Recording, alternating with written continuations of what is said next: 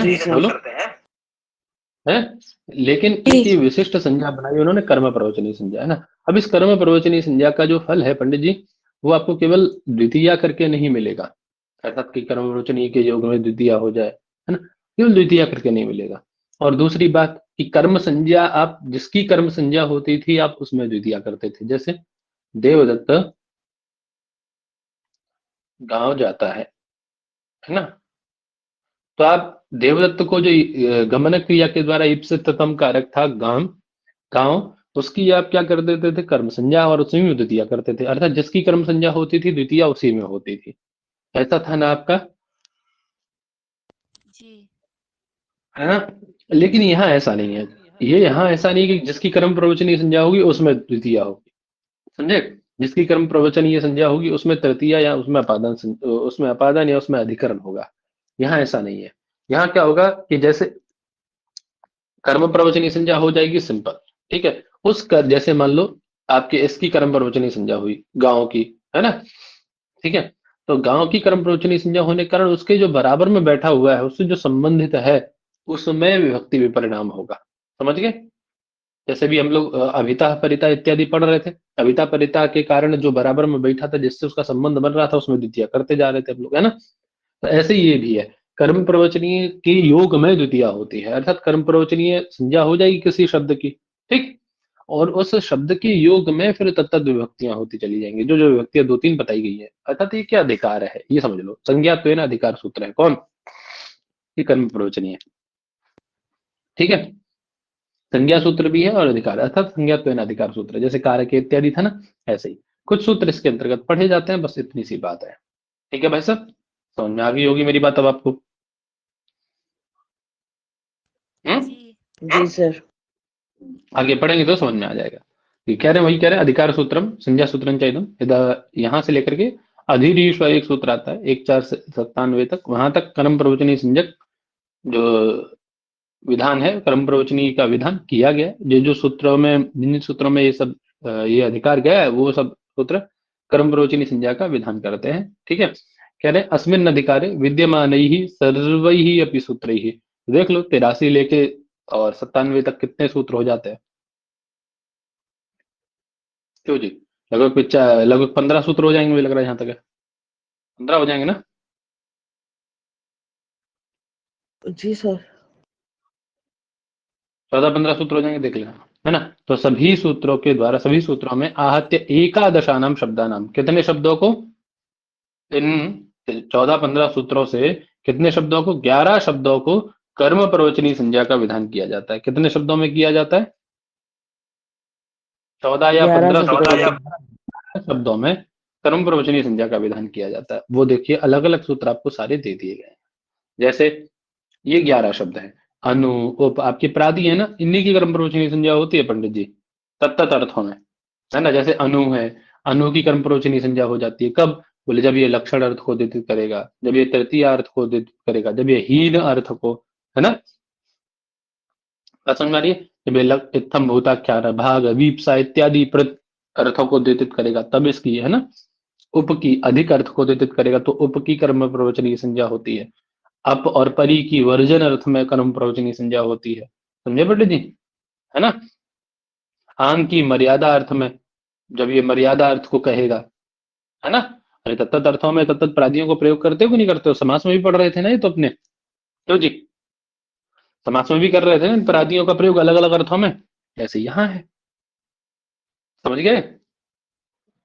तो इनकी क्या हो जाती है, जब ये इन्हीं अर्थों को द्योतित करते हैं प्रादि आपके, जब ये प्रादि आपके इन इन अर्थों को द्योतित करते हैं, जो जो अर्थ बताए गए हैं सूत्र में, उन उन अर्थों को द्योतित करते हैं, तो उनकी कौन संज्ञा होती है जी पंडित जी, कर्म कौन संज्ञा होती प्रवचनीय। है, कर्म प्रवचनीय संज्ञा होती है। अब ये बात समझ में आ गई होगी सबको, कोई ऐसा विद्वान जिसको ये बात भी समझ में नहीं है, ये भी कि कर्म प्रवचनीय संज्ञा किसकी होती है, बोलो बेटा। भाई समय कम है यार, तुरंत रिस्पॉन्स दो, नहीं समझ में आया तो आ बोलो। गया सर। सबको आ गया ना, अब कोई ऐसा ना मिले जो मना करे, ठीक है। यदि है ऐसा कोई तो बता दे कि हमें नहीं समझ में आया अभी। तो अब देखिए, अब जो आपके प्रादि हैं इनकी कितनी संज्ञा हो सकती है। तो सबसे पहले तो इनका एक नाम प्रादि है, ठीक है, तो इनकी संज्ञा एक प्रादि है। उसके बाद एक क्रिया के साथ जब मिले तो इनको हम लोग उपसर्ग से कहने लगे, है ना? नहीं, फिर उसके बाद गतिष्ठ से इनकी गति संज्ञा भी हो गई, क्रिया के साथ ही संबंध होने पर इनकी गति संज्ञा भी कहलाती। अब ये क्या बन गए? कर्म प्रवचनीय बन गए, है ना? अब ये क्या बन गए? कर्म प्रवचनीय। तो इनकी 4-5 संज्ञाएं आपने देख ली, 4 संज्ञाएं, ठीक है। कर्म प्रवचनीय तभी होंगे जब ये तत्त अर्थों को द्योतित करेंगे, अन्यथा नहीं होंगे। इस अधिकार में पढ़े गए होंगे और इन अर्थों को द्योतित कर रहे होंगे, ठीक है साहब। और एक किस संज्ञा का बात करते हैं? देखिए, प्रादि, प्रादि सबसे पहली संज्ञा है। उपसर्ग संज्ञा प्रादि संज्ञा का बाध करती है, उपसर्ग का गति बाध करती है, और गति का ये कर्म प्रवचनी संज्ञा बाध करती है। तो उत्तर उत्तर संज्ञा पूर्व पूर्व संज्ञाओं का बाध करती चली जाती है। अर्थात इस कर्म प्रवचनी संज्ञा ने बाध किया किसका? ये जो कर्म प्रवचनी संज्ञा बाध कर रही है किसका? इसकी गति संज्ञा का। बात समझ में आ गई? गति संज्ञा का। समझ में आ गई बात सबको ना? यदि पूछा जाए कर्म प्रवचनी संज्ञा किसका बाध करती है तो गति संज्ञा का। गति संज्ञा। यदि पूछ ले प्रादियों की संज्ञा है, जो प्रादियों की जो संज्ञा है उनका क्रम क्या है, सही क्रम? तो बता पाओगे? जी। यही है, सिंपल सा। जी सर। हम्म।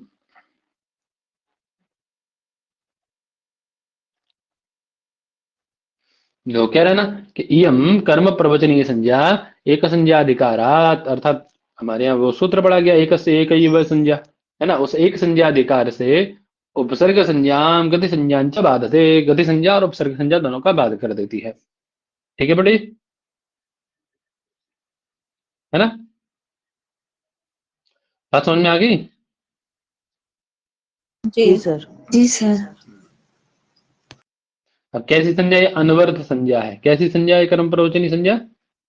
अनवर्त संज्ञा है। अभी अनवर्थ संज्ञा का मतलब शाम को पूछोगे तो अब मैं बताऊंगा, ठीक है? शाम को पूछना मुझे, तब मैं बताऊंगा आपको। तो क्लियर हो गई बात। कर्म प्रवचनीय अधिकार सूत्र, संज्ञात्मक अधिकार सूत्र है ना? जो आपके 11 शब्द हैं इसमें पढ़े गए, अनु इत्यादि, है ना? उन सबकी कर्म प्रवचनीय संज्ञा इसके द्वारा होती है जब ये विशिष्ट अर्थों को, तत्त अर्थों को द्योतित करते हैं। अब आप कहोगे भैया इसका लाभ क्या है? क्योंकि कोई ना कोई, जब जब भी संज्ञा कोई ना कोई होती है तब तब हमारे यहाँ उसका कोई ना कोई लाभ हमें मिलता है। होता है कि नहीं होता है? तो इस समय वर्तमान में इसके कर्म विरोचनी संज्ञा करने का क्या लाभ है तो बता रहे हैं। क्या कह रहे हैं?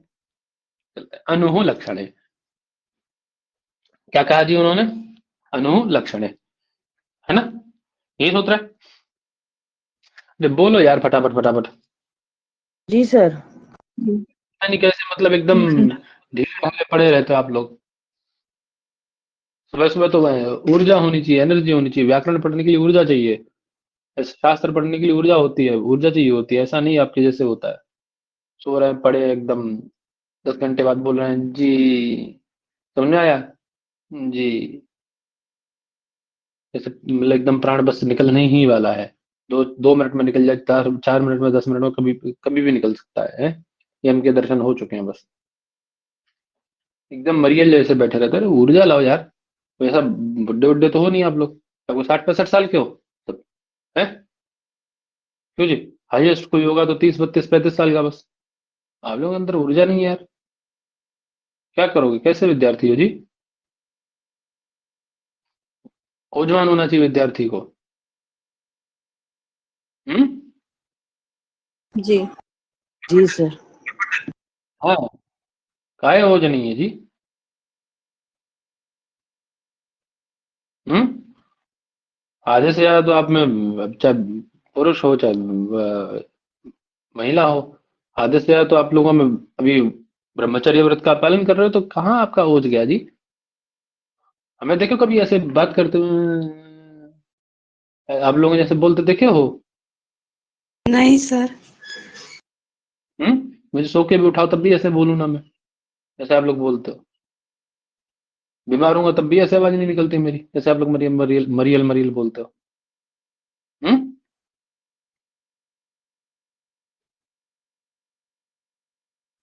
पता नहीं कहाँ आप लोग का बल चला गया है। चलो ढंग से बोलो यार, दहाड़ के बोलो थोड़ा सा, बता तो पड़े। एकदम ओजहीन तेजहीन जैसे बैठे रहते हो।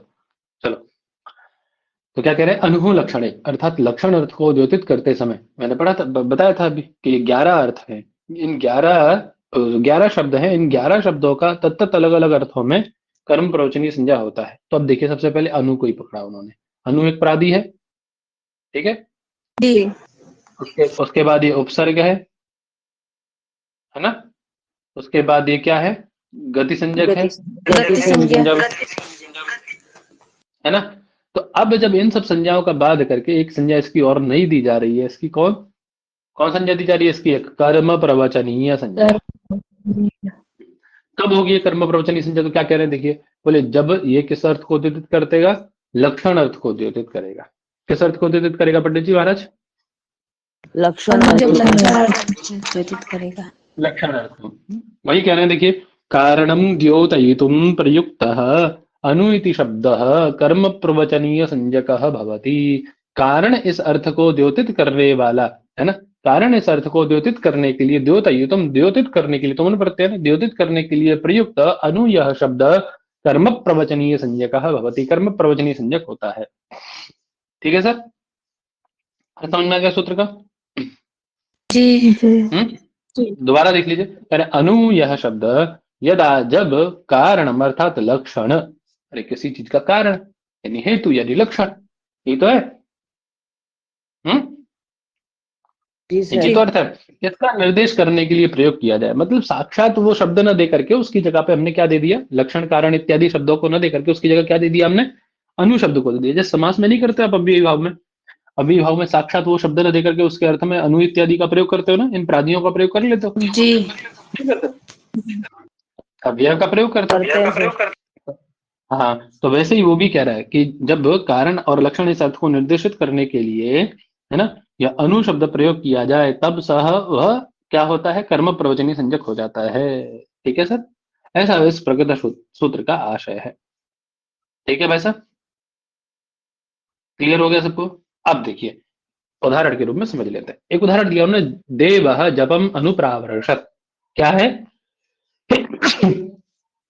देवः जपम् अनुप्रावर्षत्। क्षम्यतां, शिव शंभो। अब देखिए क्या कह रहे हैं यहां पे, देखिए जो जप है, जपस्य कारणात् देवः प्रसन्नः जाता, आपने जप किया, ठीक, तप किया, जप किया, उसके कारण देवता प्रसन्न हुआ, देवता ने प्रसन्न होकर के आपको अभीप्सित वस्तु, जो भी आपको इप्सित चाहिए थी, है ना, आपको जो भी चाहिए था, विद्या चाहिए थी, धन चाहिए था, यश चाहिए था, कुछ भी चाहिए था, वो आपको प्रदान कर दिया उसने। ठीक है, वही कह रहे, जब के कारण से देवः प्रसन्न जाता, ततश्चतः, अब सामने वाले को वर्षा चाहिए थी तो उसको वर्षा प्रदान कर दी, आपको यश चाहिए था वो आपको यश दे दिया, है ना।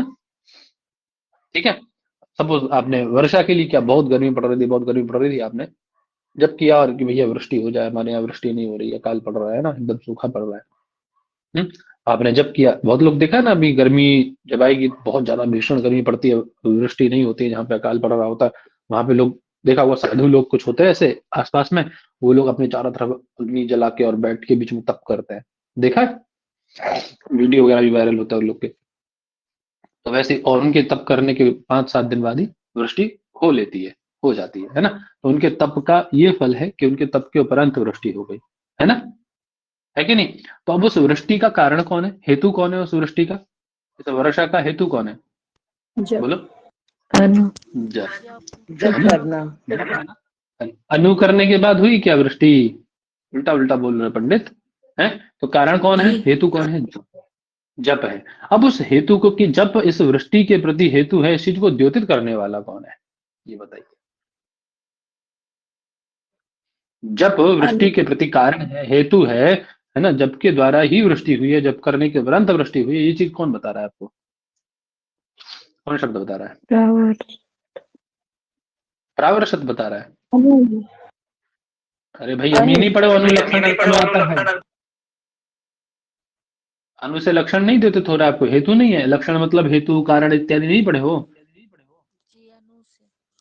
तो फिर तो ये क्या बात है, यहाँ पर जपम इत्यस्य कारणत्वम लक्षणत्वम अनु इति शब्देन निर्दिश्यते। यहाँ पर जप के कारणभूत कारण को या लक्षण को अनु के द्वारा, अनु इस शब्द के द्वारा निर्देशित किया जा रहा है। जब का भाई वृष्टि के प्रति जब कारण है, ये किससे निर्देशित हो रहा है? आपको कैसे पता पड़ रहा है कि जब के प्रति वृष्टि, ये वृष्टि के प्रति जब हेतु है, कारण है, लक्षण है, कैसे पता पड़ रहा है? बताओ, कौन शब्द आपको बतला रहा है? अनु से। अनु से पता पड़ रहा है ना? अत्र अनु इति शब्दस्य कर्म प्रवचनी संज्ञा भवति। अतः अनु यह शब्द की कौन संज्ञा विधान किया जाएगा? कर्म प्रवचनी संज्ञा विधान किया जाएगा। प्रवचनीय ठीक है भाई साहब, क्लियर है ना बात सबको? जी सर। जी। हम्म? हम्म। ऐसे यहाँ देखिए, शाकल्य से संहिता अनुप्रावर्षत, शाकल्य यज्ञ है कोई, उसके बाद वृष्टि हुई तो उस शाकल्य यज्ञ के शाकल्य से संहिता अनुप्रावर्षत, वही कहना शाकल्य यज्ञ से कारणात् वर्षा संजाता इति अर्थ। यहाँ पर अब देखिए, शाकल्य यज्ञ उसका कारण है वृष्टि का, ये कौन बता रहा है आपको? अनु बता रहा है ना? है कि नहीं? जी सर। है ना? अनुरुद्ध यज्ञम अनु असिंचत, वैदिक प्रयोग कर लिया लो, देखो, है ना? तो अनुरुद्ध नाम का जो यज्ञ है, इस यज्ञ के कारण देव वर्ष है, अर्थात देव ने वृष्टि की, ऐसा कौन बता रहा है आपको? ये अनु बता रहा है कि नहीं बता रहा है? अनु असिंचत बताया नहीं बताया? हैं? जी बता रहा है। जी। तो अब समझ में आ गया ना? बात समझ में आ गई? अर्थात ये जो आपके अनु इत्यादि शब्द प्रादि हैं, ये जो प्रादि हैं, ये जब इन इन अर्थों को, जो अर्थ सूत्र में कहा गया है, सूत्र में बताया गया, उन अर्थों को जब ये द्योतित करेंगे, तब तब उनकी कर्म प्रवचनी अनु इत्यादि की होगी।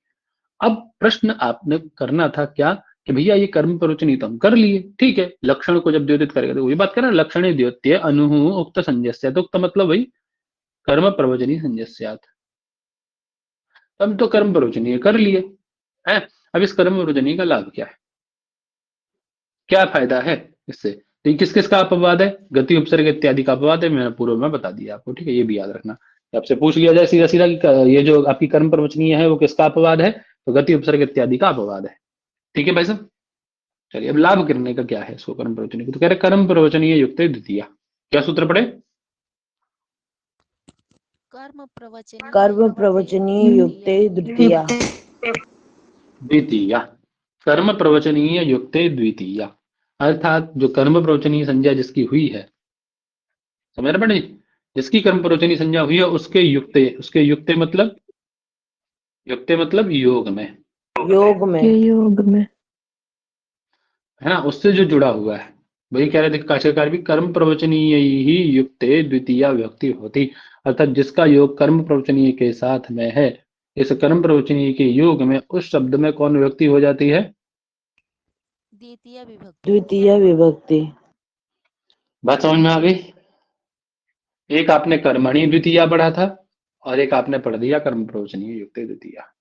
ठीक है, अंतर क्या है दोनों में, बताएगा कोई? कौन बताऊंगा?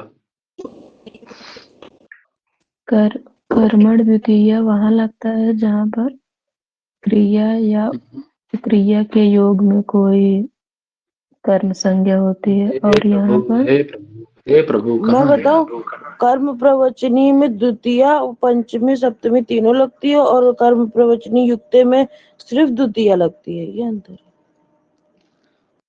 ना, सही से बता ही नहीं पा रहे, और कोई बताएगा? बहुत माइनर सा अंतर, और बता क्या है उस चीज को, मैं ये तो देख रहा हूँ आप लोग कितना ध्यान से पढ़ते हैं चीजों को, देखो छोटी छोटी चीजों पे ध्यान नहीं देते हैं। और बोलो कोई भाई, बता तो पड़े कौन विद्वान है, बोलो यार, समय तो व्यर्थ ना करो भाई, एक एक मिनट मेरे लिए कीमती है, आप लोगों के लिए नहीं होगा शायद, बोलो फटाक से, क्या अंतर है दोनों में? अधिकार सूत्र सर कर्म प्रवचनी। चलो फालतू बात ना करो, कर्मणि द्वितीय और कर्म प्रवचनी युक्त द्वितीय में क्या अंतर है? सूत्र खुद अंतर है, सूत्र खुद अंतर है, सूत्र खुद बता रहा है, चिल्ला चिल्ला के कह रहा है, थोड़ा सुनो तो सूत्र को, बुद्धि लगाओ थोड़ी सी उसमें, इस सूत्र को पढ़ो एक बार, और एक बार उस पर दृष्टि घुमाओ, वो कर्मणि द्वितीय में, एक बार सूत्र का स्वरूप देखो दोनों का। गुरुजी एक विभक्ति सूत्र और एक उपपद। हाँ, ये बोले। बाकी सब एकदम बंद बुद्धि वाले लोग बैठे हैं। सब लोगों की बुद्धि भर कार्य कर ही नहीं रही है, हैं? सुबह सुबह नशा करके आए सब। कौन सा नशा करते हो? सस्ता नशा करते हो कोई?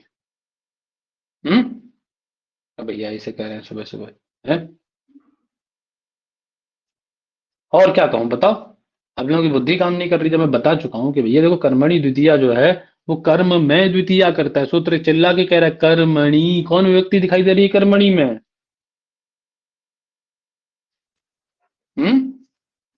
अरे कौन विभक्ति है? सप्तमी। तो फिर, और वो क्या कह रहा है? कर्म प्रवचनीय युक्ते। चिल्ला रहा है वो योग में, कर्म प्रवचनीय में नहीं। उसके योग में, कर्म प्रवचनीय में तो कुछ होगा ही नहीं, वो तो अव्यय है। उसमें आप कुछ कर ही नहीं सकते। वो अनु ऐसा का ऐसा ही बैठा रहेगा। अनु में तो कोई आप एक इंच बदलाव नहीं कर सकते। उसकी योग में आने वाले दूसरे में बदलाव होगा जो उससे जुड़ा हुआ होगा। उसी बुद्धि में बात, बुद्धि में जी बात सर। फंसी। यही पूछ रहा था भाई सब में। दृष्टि बहन जी समझ में आया अभी? आ गया सर। यही तो सर हम बोलना चाह रहे थे लेकिन बोल नहीं पा रहे थे बस, है ना? क्यों बहन जी? नहीं बोलो जी सर। पंडित जी, यही बोलना चाह रहे थे ना? जी सर।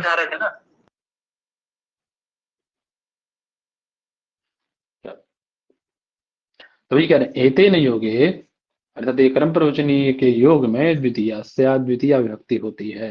ठीक है ना? लड़के लोग बोलते नहीं है लेकिन आप लोगों से ज्यादा होशियार है, आपको पता है। जब बोलते हैं एकदम करेक्ट बोलते हैं, और आप लोग एकदम बक बक बक बक बक बक पट पट पट पट करते रहोगे लेकिन काम की बात एक नहीं बोलोगे। जो बोलोगे अन्न का बंड बोलोगे एकदम। चल, तो कह रहे हैं जपम अनुप्रावर्षत, ये हम लोग देख ही लिए थे, है ना? कोई देवदत्त नाम का व्यक्ति है, वो जप किया, जप करने के उपरांत उसके वृष्टि हुई। तो वृष्टि का हेतु कौन है? वृष्टि का कारण कौन है? उसका किया जप है। यही तो हेतु है। क्यों जी? यही हेतु है वृष्टि का, है ना? कौन द्योतित कर रहा है इस चीज को? हमें कहां से पता पड़ी ये चीज? कौन बता रहा है कि वृष्टि का हेतु क्या है? अनु। ठीक है, उसकी क्या कर दी हमने पूर्व सूत्र से? अनु लक्षण से, क्योंकि अनु लक्षण अर्थ को द्योतित कर रहा है? इन दोनों के मध्य में लक्षण बन रहा है, हेतु बन रहा है ना, कारण को द्योतित कर रहा है। तो अनु की क्या कर ली हमने? कर्म प्रवचनी संज्ञा कर लिया। कर्म प्रवचनीय संज्ञा। ठीक है, लाभ क्या है उसका? तो बोले कर्म प्रवचनी के योग में द्वितीय विभक्ति होती है ना? तो कर्म प्रवचनी कौन है आपका? ये अनु। इसके योग, इसका योग किसके द्वारा है, किसके साथ है, किसका लक्षण बन रहा है, किसका हेतु बन रहा है? जपम का।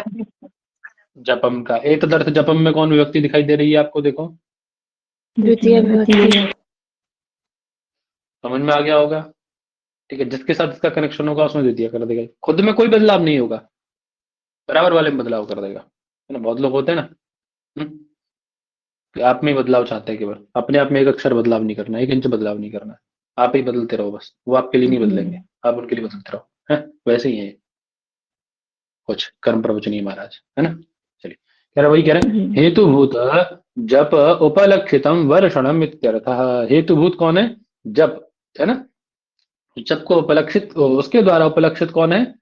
उसके द्वारा लक्षित कौन है? वर्षण। उस वर्षण की क्या, उस जप की क्या हो जाएगी, उसकी क्या हो जाएगी अतः? जो उसको उपलक्षित कर रहा है, उपलक्षित करने वाले की क्या हो जाएगी? उपलक्षित कौन कर रहा है, बताओ? अनु। अनु। अरे उपलक्षित क्या है? दो कारण क्या है, दो हेतु क्या है, तो कुछ भी कह दो, तो अनु है उपलक्षित करने वाला। शास्त्र की भाषा है? तो उस अनु की क्या हो जाएगी? कर्म प्रवचनी संज्ञा, और उसके योग में आपके जपम में द्वितीय हो जाएगी, है ना? ठीक है, जी हाँ। है ना? अब देखिए, अब क्या ये जप के द्वारा वृष्टि हुई, जप वृष्टि के प्रति कारण है ना, अर्थात हेतु है ना? जप वृष्टि का हेतु है। तो कायदे में यहाँ क्या होना चाहिए था? हम लोग पढ़ते हैं हेतु अर्थ में कौन व्यक्ति होती है? हेतु अर्थ में कौन व्यक्ति होती है? तृतीया तृतीया तृतीया। कायदे में तृतीया होनी चाहिए थी, लेकिन प्रकृत सूत्र ने एक विशेष नियम बताया, वही कह रहा है परपी, पर होते हुए भी पर शास्त्र है, यद्यपि वह है ना, परापि हेतु इति तृतीया अनेन बाध्यते। परापि हेतु के द्वारा होने वाली तृतीया का इसके द्वारा क्या कर दिया जाता है पंडित जी? बाद कर दिया। बाद कर दिया जाता है। सिंपल सी बात है, बात समझ में आ गई होगी सबको आपको अब, है? ठीक है। जी सर। यद्यपि हेतु सूत्र से होने वाली तृतीया इससे पर शास्त्र है ना, हेतु सूत्र इससे पर में है, देख लेना। हमारे नियम है कि पर शास्त्र बलवान होता है पूर्व शास्त्र की अपेक्षा, लेकिन तदपि उस तृतीया को, पर होने पर भी उस तृतीया को इसके द्वारा क्या कर दिया जा रहा है?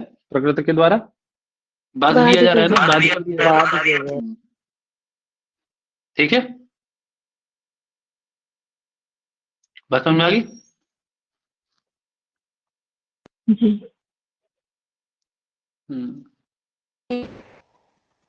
चले आगे। जी सर। जी सर।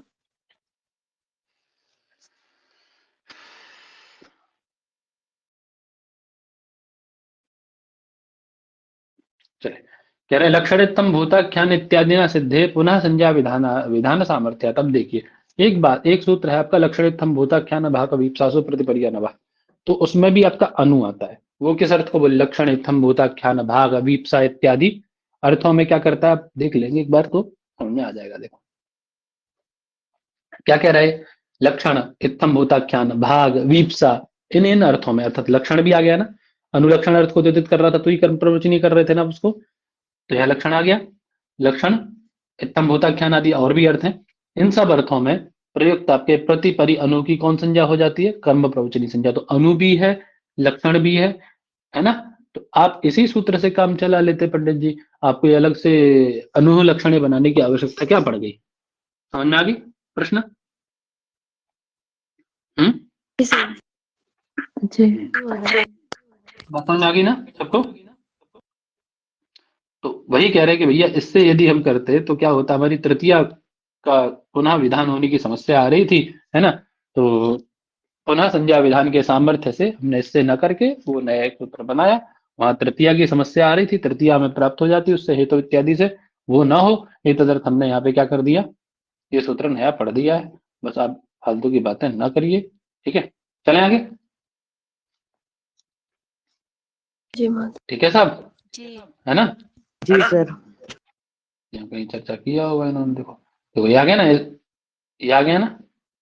लक्षणित्तम भूताख्यान भाग विवसा परिय नभः इत्यनेव सिद्धे पृथक सूत्र विधानम द्वितीय विधान सामर्थ्यात्। पृथक सूत्र विधान जो किया गया है वो द्वितीय विधान के सामर्थ्य के लिए किया गया है, ठीक है। अब इसको एक बार पढ़ना, इस पैराग्राफ को आप लोग नहीं समझ में आए पूछ लेना मुझसे फिर, ठीक है। दोबारा से देखना अपने आप से पढ़ के, ठीक पढ़े? आगे आए, पढ़ दीजिए सर। आगे आया क्या? तृतीय अर्थ है, क्या है आगे?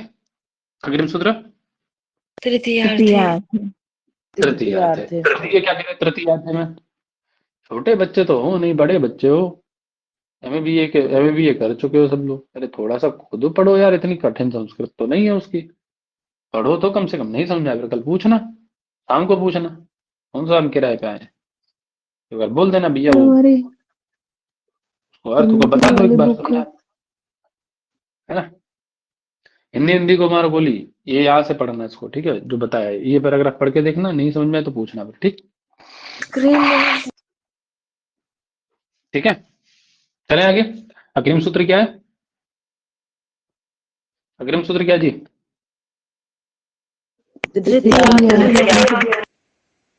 तृतीय। स्क्रीन नहीं दिख रही क्या?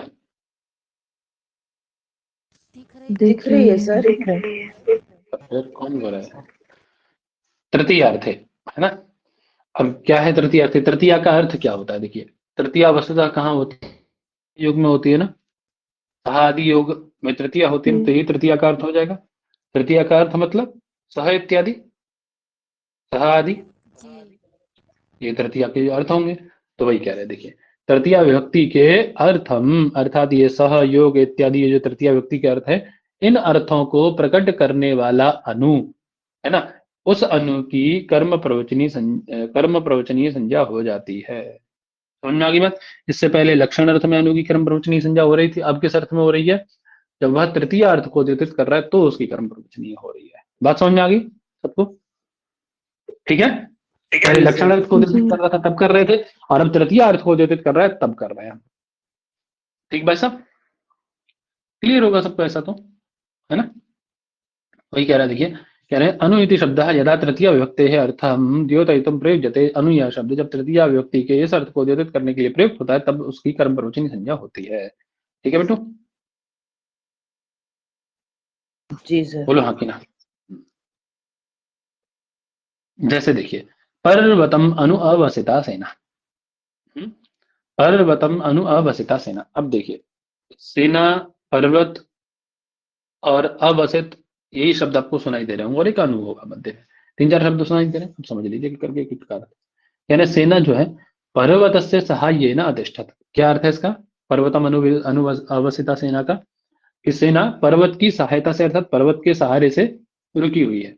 नहीं तो कोई भी मार के उड़ा देता उसको, नहीं, पर्वत के पीछे छिपी है, पर्वत की सहायता से बची हुई है कि नहीं? ऐसे नदीम अनु अवसिता सेना, सेना अभी तक बची हुई है नदी के सहारे सहारे। सेना रह रही है कहाँ पे? नदी के किनारे किनारे, है ना? अरे कोई था ना वो राजा जो था, ये जो मराठा में कोई राजा था, दिमाग से उतर रहा है मेरे भी। पृथ्वीराज चौहान। अरे मराठा में कहाँ थे पृथ्वीराज जी? महाराणा सांगा थे, महाराणा प्रताप। नहीं तो भैया वो भी मराठा थे, महाराणा सांगा। हाँ, जो जंगल में रहे थे जाकर वो नहीं वो रोटियां खाने थे। अरे वो नहीं कह रहा हूँ, वो नहीं कह रहा हूँ। कोई एक राजा थे और वो ये जो गाजी महमूद गजनवी जो आया था उससे इनका युद्ध हुआ। वहाँ के थे क्या बोलते हैं आपके मराठा साम्राज्य के शिवाजी नहीं नहीं नहीं नहीं नहीं ऐसा कुछ नाम है, दिमाग से उतर रहा है, मेरा नाम दिमाग से उतर रहा है। ठीक है, तो वो क्या किए, ये दोनों के मध्य में बात नदी थी। ठीक है, तो कह रहे नदी के सहारे सहारे ही वो दिल्ली तक पहुंच गए और उससे सीधे न लड़के उन्होंने दिल्ली पे आक्रमण कर लिया, दिल्ली पे कब्जा कर लिया, फिर उससे लड़े सामने से, समझे?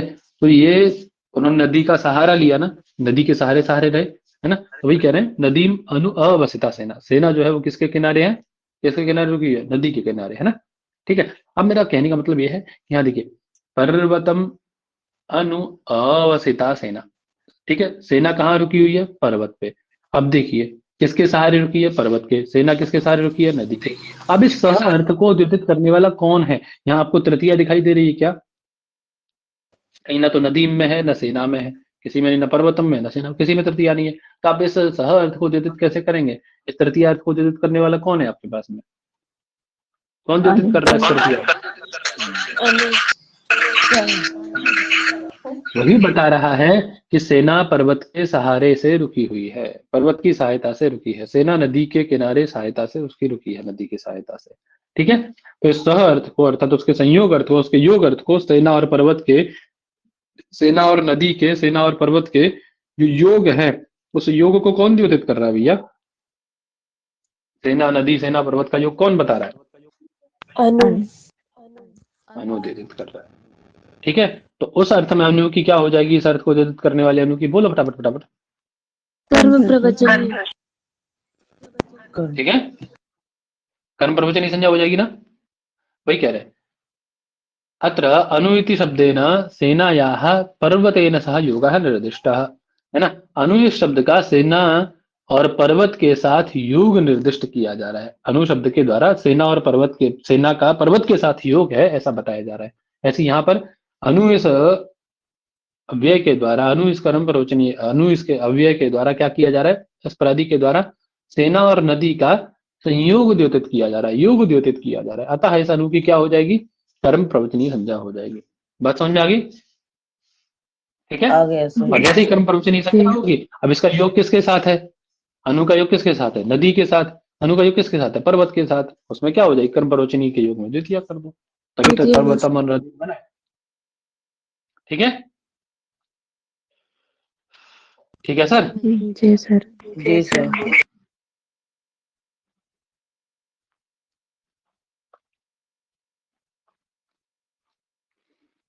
वही कह रहे हैं, अस्मिन द्योत्ये अनुक्त संजय। अस्मिन द्योत्ये मतलब ये तृतीय अर्थ है, द्योत्ये अनु यह उक्त संज्ञा यानी कर्म प्रवचन संज्ञा को प्राप्त करता है। नदी मनु अवस्थिता सेना, अर्थात अनुअवस्थिता सेना मतलब नदी के साथ सेना का संबंध है। या तो यहाँ इस संबंध अर्थ को, ये जो तृतीय का अर्थ संबंध है, इस अर्थ को, सह संबंध अर्थ को कौन द्योतित कर रहा है?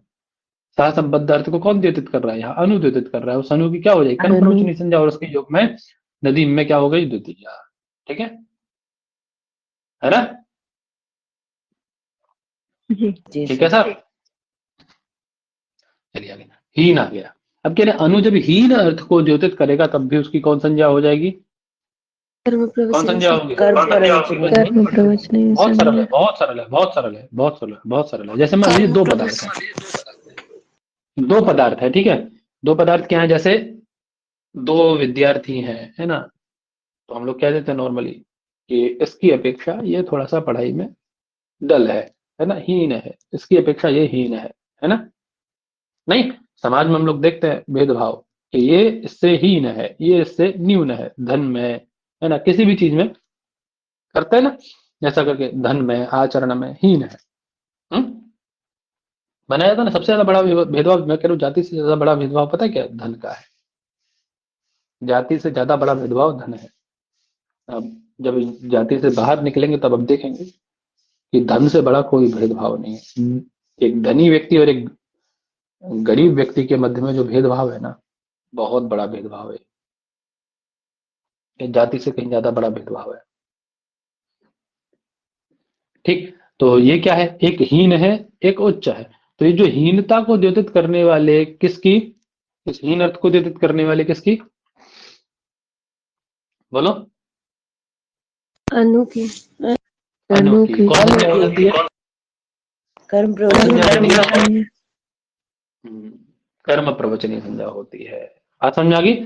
वही कह रहे, पदार्थानाम तुलनायाम, पदार्थों की तुलना में हीनताया निर्देशार्थम, हीनता का निर्देश करने के लिए प्रयुक्त अनु इस शब्द की कर्म प्रवचनी संज्ञा से कर्म प्रवचनी संज्ञा होती है। ठीक है भाई साहब, समझ में आ गई बात, है ना?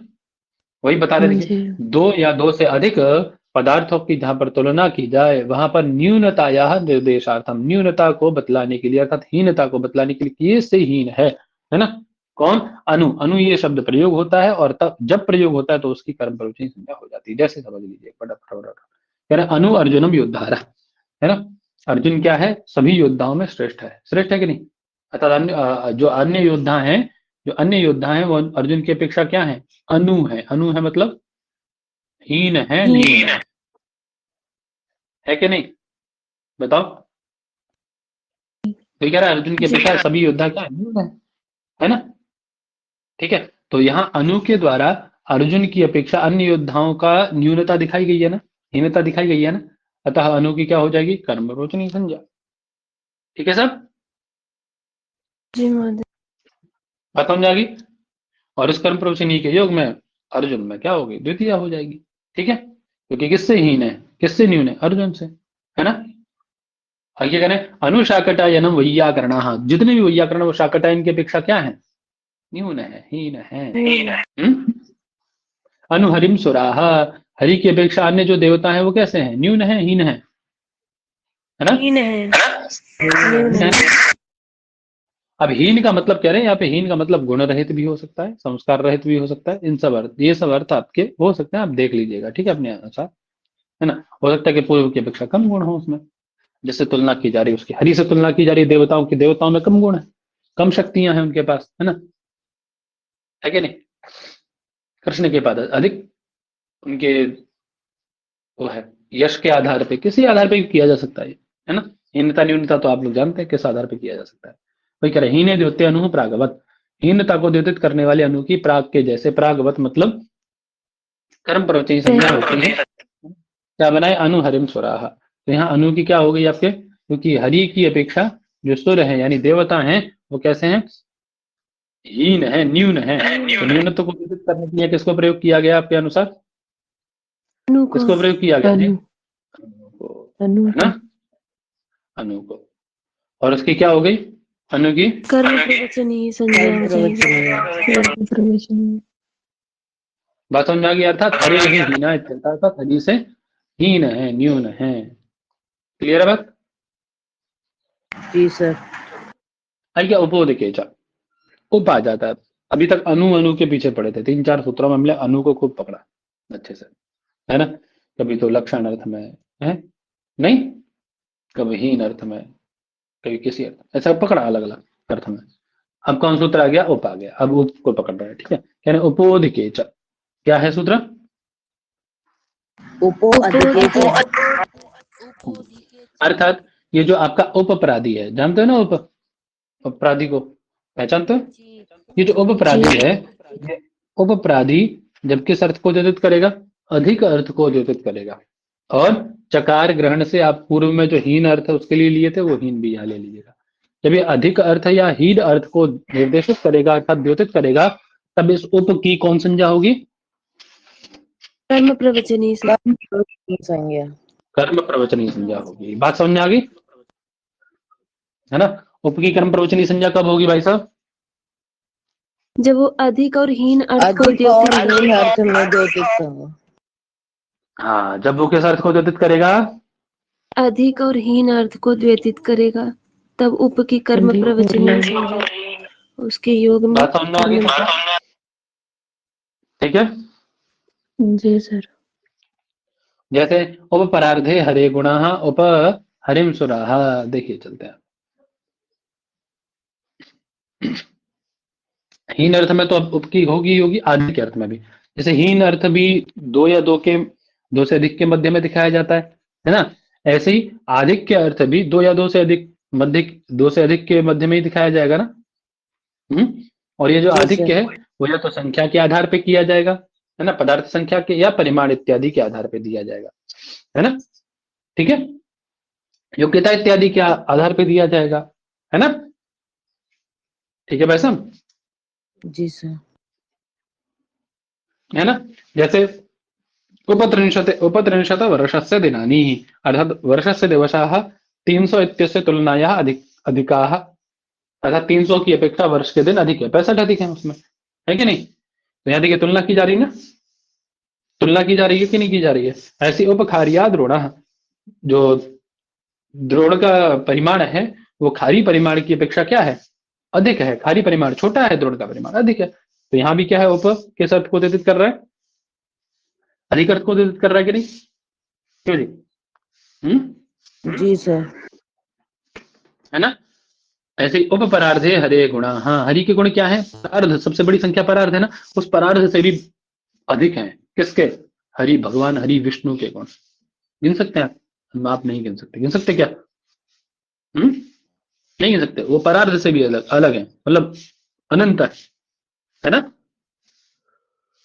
है कि नहीं? जी सर। तो यहाँ किसके हरि से बताया जा रहा है? किसका आधिक्य बताया जा रहा है? हरि का किसका आधिक्य बताया जा रहा है? हरि का आधिक्य बताया जा रहा है। हरि का आधिक्य है। हरि में परार्ध का गुणों का गुणों का आधिक्य है ना? और किस संख्या के द्वारा बताया जा रहा है? किससे अधिक बताया जा रहा है? परार्ध संख्या से अधिक। परार्ध संख्या से गुण है वो परार्ध संख्या से भी अधिक है। तो परार्ध आधिक्य है ना? और किसके द्वारा द्योतित किया जा रहा है उस अधिक अर्थ को? उप के द्वारा उप की क्या हो जाएगी? कर्म प्रवचनीय संज्ञा। कर्म प्रवचनीय संज्ञा। कोई समस्या? कोई समस्या? तो महोदय यहाँ क्या समझ आ गई? यहाँ पर तो अधिकरण हो जाएगा। बोलो। हरे इतनी बात समझ आ रही कि नहीं आ रही? ये बताओ मुझे पहले। आगे महोदय। आ रही है सर। ठीक। तो जब आप हीनता या आधिक्य दोनों द्योतित करेंगे तो उस कंडीशन में चाहे अधिक अर्थ को द्योतित करे, कौन किसके लिए कहा जा रहा है? उप अव्यय के लिए। ये उप अव्यय चाहे तो हीन अर्थ को द्योतित करे, ठीक है पंडित जी। ये जो उप अव्यय है आपका, चाहे तो किस अर्थ को, हीन अर्थ को, चाहे तो किस अर्थ को द्योतित करे, आधिक्य अर्थ को। आधिक्य अर्थ को द्योतित करे। दोनों में से किसी भी अर्थ को द्योतित करे, दोनों ही कंडीशन में उसकी क्या होती है भैया, कर्म प्रवचनी संज्ञा होती है, दोनों ही कंडीशन में, बस फल अलग अलग है। जब ये हीन अर्थ को द्योतित करेगा तो फल अलग है, और जब ये आधिक्य अर्थ को द्योतित करेगा तो फल अलग है। बात समझ में आ गई? जी बात सर। वही कह रहे हैं, अधिके हीने च द्योते, आधिक्य अर्थ या हीन अर्थ को द्योतित करने वाले उप इस अव्यय की प्राक संज्ञा, प्राक संज्ञा मतलब वही कर्म प्रवचनी संज्ञा से, ठीक है। कर्म प्रवचनी संज्ञा। अब देखिए हीन अर्थ को जब द्योतित करेगा तो हीन अर्थ में तो आपके इसकी द्वितीया होगी, है ना। इसके योग, हीन अर्थ के योग में जब ये हीन अर्थ को द्योतित करेगा तो इसके योग में कौन व्यक्ति हो जाएगी, द्वितीय। द्वितीया। है ना। लेकिन जब ये किस अर्थ को, आधिक्य अर्थ को द्योतित करेगा तो इसके योग में कौन व्यक्ति होगी भैया, सप्तमी होगी। सप्तमी। बात समझ में आ गई। जब उप हीन अर्थ को द्योतित करेगा तो द्वितीया होगी, और आधिक्य अर्थ को द्योतित करेगा तो उसके योग में सप्तमी विभक्ति सप्तमी होगी। सप्तमी।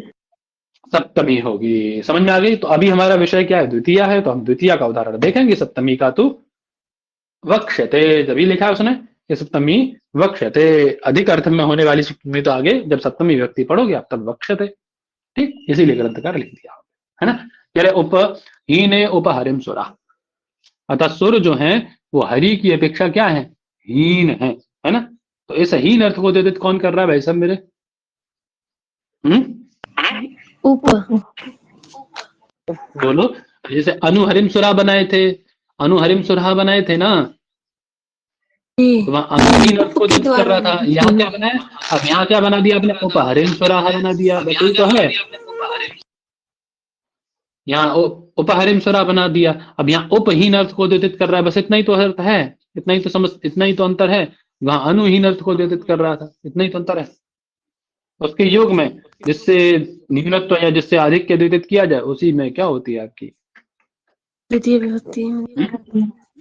तो हरि के गुण क्या हैं, सुरों की अपेक्षा अधिक है या हीन है, दोनों अर्थ आपके मिल जाएंगे। अधिक का आपको उदाहरण जो आपके सप्तमी में मिलेगा, हीन अर्थ का यहाँ मिलेगा आपको, ठीक है। क्लियर हो गया होगा अभी बात सबको? जी सर। तो रखें इतना ही, इतना ही रखे, पचता पचता खाओ। जी भैया। ठीक है, 5-6 सूत्र हो गए, ठीक है। रखते हैं ना, महोदय। हाँ बोलो फटाक से बोलो, जो बोलना जल्दी बोलो। महोदय, वो जानवी दीदी बोल रही थी कि कक्षा में कोई